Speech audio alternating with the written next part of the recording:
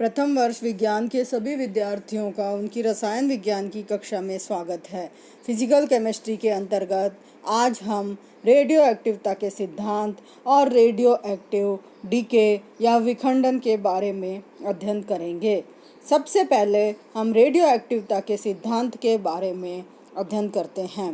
Radio एक्टिवता का सिद्धांत Rutherford और सोडी ने सन 1902 में रेडियो एक्टिवता के सिद्धांत को दिया था, जिसके कुछ मुख्य बिंदु हैं। सबसे पहला है रेडियो एक्टिवता अस्थायी नाभिकों का गुण है। दूसरा, रेडियो एक्टिवता का गुण हमेशा नाभिक के द्वारा ही प्रदर्शित होता है, चाहे वह तत्व में हो या यौगिक में। तीसरा, परमाणु के अस्थायी नाभिक विखंडित होकर के अल्फा या बीटा कण देते हैं, जिससे दूसरे तत्वों के नाभिक बनते हैं। रेडियो एक्टिव परिवर्तन के कारण जो नए तत्व बनते हैं, उनके भौतिक और रासायनिक गुण उनके पेरेंट न्यूक्लियाई से भिन्न होते हैं। यानी जब विखंडन की प्रक्रिया होती है तो विखंडन के परिणाम स्वरूप अल्फा या बीटा कण निकलते हैं और पेरेंट न्यूक्लियाई टूट करके डॉटर न्यूक्लियाई में कन्वर्ट हो जाता है। एंड डॉटर न्यूक्लियाई का नाभिक अलग होता है, इसलिए उनकी फिजिकल एंड केमिकल प्रॉपर्टीज़ अलग अलग होती हैं। एक प्रकार का नाभिक केवल एक ही प्रकार के कणों का उत्सर्जन करता है। एक ही प्रकार के दो कण एक साथ उत्सर्जित नहीं होते हैं। यदि बना हुआ नाभिक वापस से अस्थायी होता है तो भी वह वापस विखंडित होकर के अल्फा या बीटा कण का उत्सर्जन करता है, और यह प्रक्रम तब तक चलता रहता है जब तक कि अंत में हमें कोई स्थायी तत्व प्राप्त नहीं हो जाए। इसके अलावा 6 नंबर पर है कि रेडियो एक्टिवता का गुण ताप से, प्रकाश से, तत्व की प्रकृति से यानी भौतिक और रासायनिक परिवर्तनों से प्रभावित नहीं होता, क्योंकि ये इलेक्ट्रॉन की प्रॉपर्टीज़ हैं और जो गुण है रेडियो एक्टिवता का वो नाभिकीय गुण है। यदि अल्फा और बीटा कण के उत्सर्जन के समय नाभिक उत्तेजित अवस्था में चला जाता है तो वह जब अपनी सामान्य अवस्था में लौटता है तो गामा कणों के रूप में ऊर्जा का उत्सर्जन करता है। ये गामा किरणें रेडियो एक्टिव विखंडन का सेकेंडरी प्रोडक्ट या द्वितीयक उत्पाद मानी जाती हैं। जिस प्रकार कैथोड किरणें इलेक्ट्रॉन से एक्स किरणों की उत्पत्ति होती है, उसी प्रकार बीटा कणों से गामा किरणों की उत्पत्ति होती है। It means gamma radiations are secondary product of radioactive disintegration. अब हम रेडियो एक्टिव विघटन की दर के बारे में बात करते हैं या रेडियो एक्टिव विखंडन के बारे में बात करते हैं। रेडियो एक्टिव विखंडन करने वाले जितने भी नाभिक हैं वो सब अनस्टेबल न्यूक्लियाई होते हैं।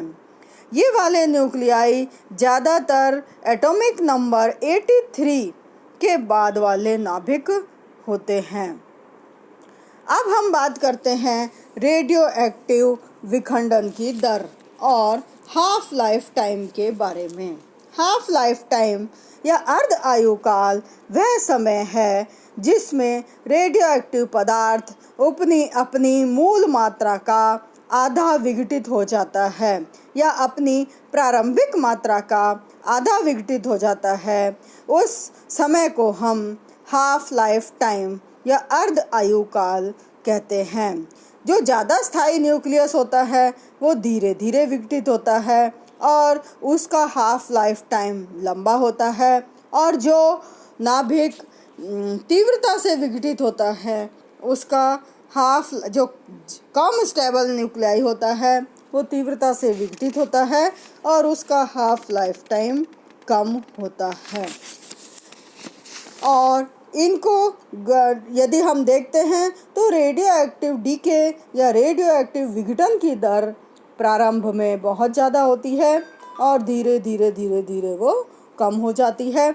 और इस ग्राफ में आपको दिखाई दे रहा है कि जैसे जैसे समय बीतता जाता है, समय और अमाउंट ऑफ रेडियम के बीच में जब ग्राफ प्लॉट किया गया तो इस तरह का एक पैराबोला ग्राफ आता है जो कि आपको स्क्रीन पर दिखाई दे रहा है। कुछ महत्वपूर्ण रेडियो एक्टिव आइसोटोप के हाफ लाइफ टाइम के बारे में यदि हम बात करते हैं तो कार्बन 14 का हाफ लाइफ टाइम है 5.715 इंटू 10⁻³ ईयर। आयोडीन का है आयोडीन रेडियो एक्टिव वाला उसका है 8.02 डेज है। इसी तरह से सब कुछ रेडियो एक्टिव तत्वों के हाफ लाइफ टाइम आपको स्क्रीन पर दिखाई दे रहे हैं। इसमें जैसे रेडियम है, रेडियम बहुत ही महत्वपूर्ण एलिमेंट है, रेडियम 226, और रेडियम का हाफ लाइफ टाइम काफ़ी लंबा होता है और इसका मतलब ये काफ़ी समय तक स्थायी रहने वाला नाभिक है और इसका हाफ लाइफ टाइम होता है 1.60 इंटू 10⁻³ ईयर होता है। रेडॉन का हाफ लाइफ टाइम 3.82 डेज होता है। इस कारण से रेडॉन को हम ज़्यादा उपयोग नहीं कर पाते, रासायनिक अभिक्रिया में बनता है और ख़त्म हो जाता है, और रेडियम लंबे समय तक काम आता है। और इसी कारण से आपने देखा है कि आजकल नंबर प्लेट वगैरह रेडियम की बनती हैं क्योंकि इसमें ऑटोमेटिक इमिशन होता है और अंधेरे में भी ये चमकती हैं। तो इस तरह से आपको कुछ एलिमेंट्स के radio active half life time आपको स्क्रीन पे हमने आपको बताए। अब हम रेडियो एक्टिव विखंडन की दर के बारे में बात करते हैं या रेडियो एक्टिव काइनेटिक्स की बात करते हैं।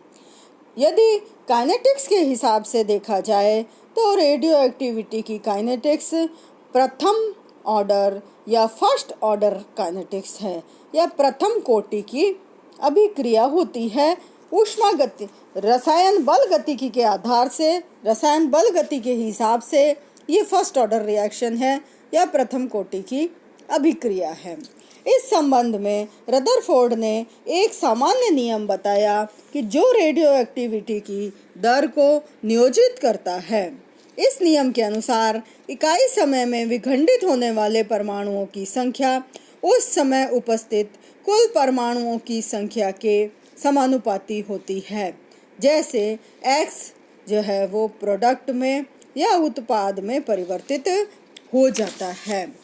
तो जब X उत्पाद में परिवर्तित हुआ तो -dN/dt यानी T समय पर विघटित होने वाले नाभिकों की संख्या जो है वो dNt होगी। नाभिकों की विघटित होने वाली संख्या जो है वो dNt होगी और वो कुल नाभिकों की संख्या Nt के समानुपाती होगी। तो इस कारण से -dNt/dt is directly proportional to Nt होगा। और यदि हम किसी भी प्रोपोर्शनल साइन को यदि इक्वल साइन में कन्वर्ट करना चाहें तो ये आपको स्क्रीन पर दिखाई दे रहा है। ये वैल्यू किसके बराबर हो जाएगी? -dN/dt λN के बराबर हो जाएगी। यहाँ पर N number of atoms at any time t है एंड लैम्डा यहाँ पर डिसइंटीग्रेशन कांस्टेंट है। यदि इंटीग्रेशन करते हैं हम इस इक्वेशन का तो इस इक्वेशन से हमें एक फाइनल इक्वेशन प्राप्त हो जाती है और ये फाइनल इक्वेशन है n = n0 एक्सपोनेंशियल -λT। यहाँ पर n0 number of atoms at initial time है, यानी प्रारंभिक समय में कुल उपस्थित रेडियो एक्टिव तत्व के अणुओं की संख्या है। रेडियो एक्टिव आइसोटोप को यदि हम एस्टिमेट करते हैं रेडियो एक्टिविटी सिंपल एक्टिविटी से, that is the product of decay constant and the number of atom present rather than n alone, it is equal to A = n lambda. Activity has unit of disintegration per time. Disintegration per time की unit Curie होती है, यानी 1 Curie = 3.7 × 10⁻10 विखंडन प्रति second या विघटन प्रति second. तो एक क्यूरी यूनिट जो है वो 3.7 × 10 विखंडन प्रति सेकंड के बराबर होती है।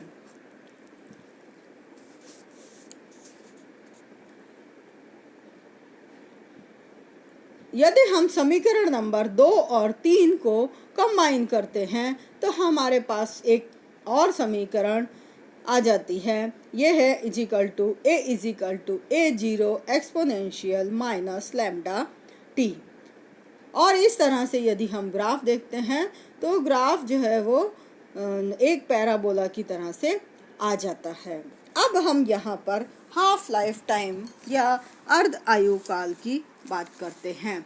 अर्ध आयु काल ज्ञात करने के लिए हमारे पास इससे पहले हमने जो वैल्यू निकाली उसको यदि हम उस फॉर्मूले को समाकलित करें जो कि हमने पहले लिया था, -dn/t upon dt is equal to, जो कि ये फॉर्मूला आपने लिया था, -dn/t upon dt is equal to lambda n।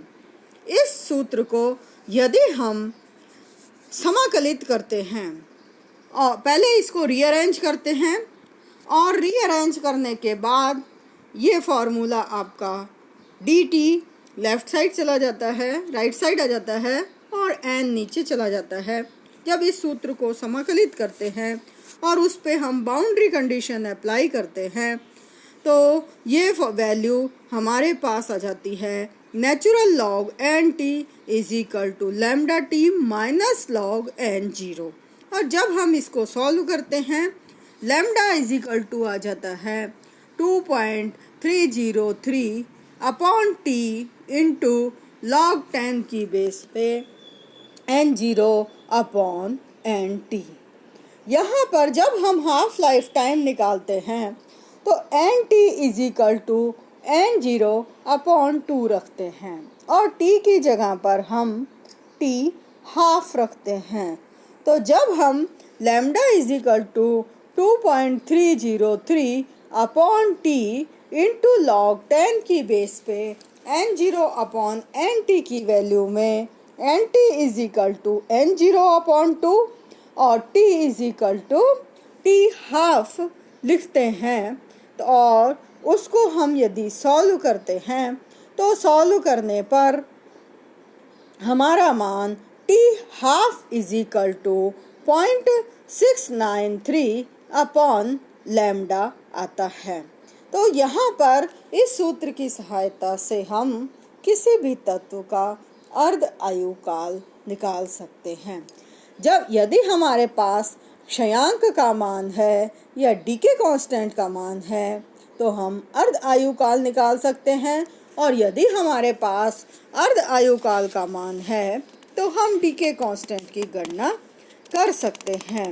तो ये भी जो अर्ध आयु काल है या हाफ लाइफ टाइम है, ये भी हमारे पास दो रेडियो एक्टिव तत्व के लिए एक अभिलाक्षणिक गुण है। यानी हमारे पास दो वैल्यूज़ हो गई, एक तो क्षयांक या डीके कांस्टेंट और दूसरा हो गया हमारे पास हाफ लाइफ टाइम।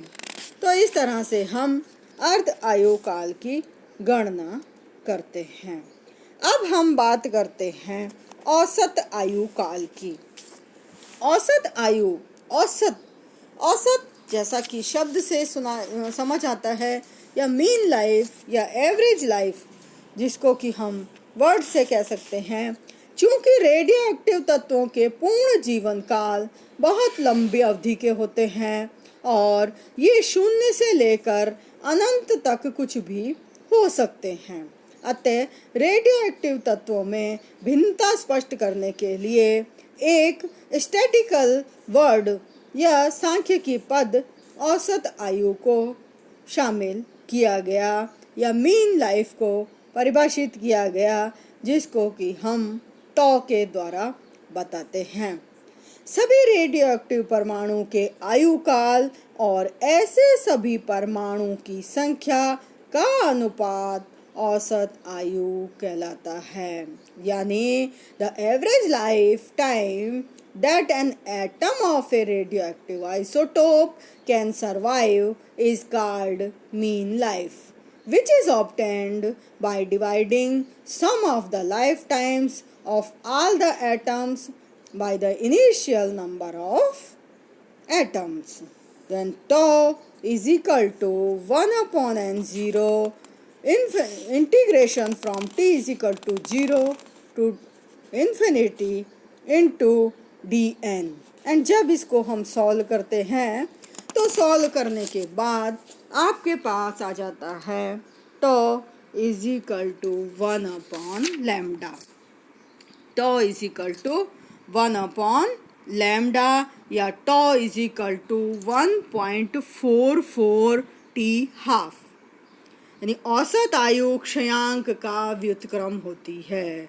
क्षयांक का मान हमारे पास होता है t हाफ अपॉन 0.693 और जब हम उसको सॉल्व करते हैं तो ये मान हमारे पास आ जाता है tau is equal to 1.44 t half. तो इस तरह से हम मीन लाइफ टाइम या और एवरेज लाइफ, मीन लाइफ या एवरेज लाइफ के बारे में ज्ञात करते हैं। इसके बाद का आगे का हम अगले वीडियो में देखेंगे। धन्यवाद।